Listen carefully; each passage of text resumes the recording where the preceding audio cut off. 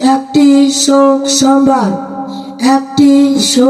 সংবাদ গাঁও গুচ্ছগ্রাম নিবাসী মোহাম্মদ কলিমুজ্জামানের মা মোহাম্মদ ফাতেমা বেগম আজ সকাল 10টার সময় ইন্তেকাল করিয়াছেন। ইন্না লিল্লাহি ওয়া ইন্না ইলাইহি রাজিউন। মরহুমার জানাজার নামাজ মাদ্রাসাতুর রহমান আল আরাবিয়ার মাঠে অনুষ্ঠিত হইবে।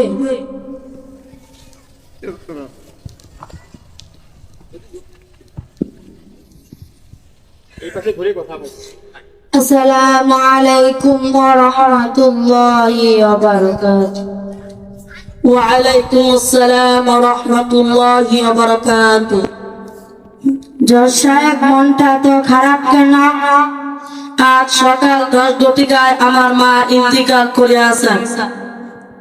ইন্না লিল্লাহি ওয়া ইন্না ইলাইহি রাজিউন। ইমাম সাহেবের খোঁজে মসজিদে গিয়েছিলাম।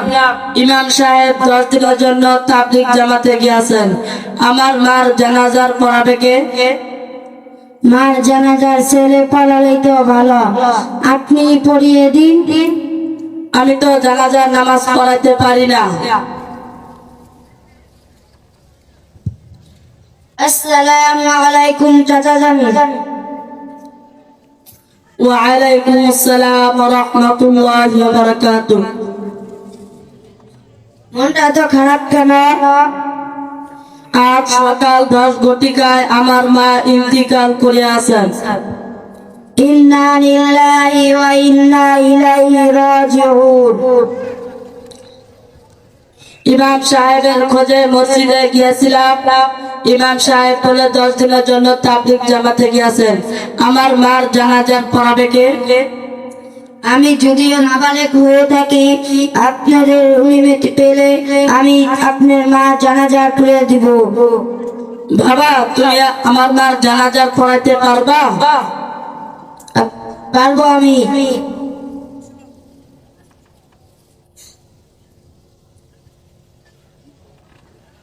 মাদ্রাসাতুর রহমান আল আরাবিয়া কুরআন হাদিস ও মাসনুদ দোয়া ও জানাজার নামাজ শেখানো হয়।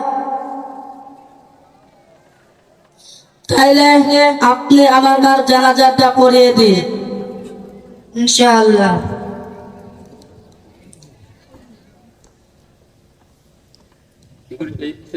সামনের দিকে বলে পশ্চিম লাগবে না, এমনি করো দিক করো, এই পাশে দিলে ব্রো তাহলে সামনে যাও ভাই, তো হচ্ছে বলতে দেখার মতো এটা তার। হ্যাঁ, সামনে দাও, সামনে দে প্রদর্শনী দোস্ত। হ্যাঁ হ্যাঁ, পরিবর্তী মাল আছে সামনে দাও। এদিকে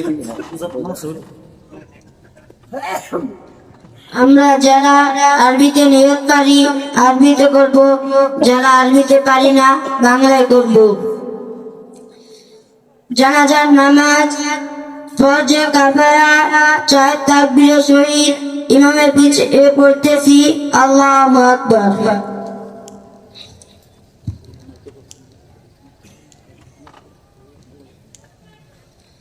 আল্লাহু আকবার। সুবহানাকাল্লাহুম্মা ওয়া বিহামদিকা ওয়া তাবারাকা ইসমুকা ওয়া তাআলা জাদ্দুকা ওয়া জাল্লা সানাউকা ওয়া লা ইলাহা গায়রুক। আল্লাহু আকবার।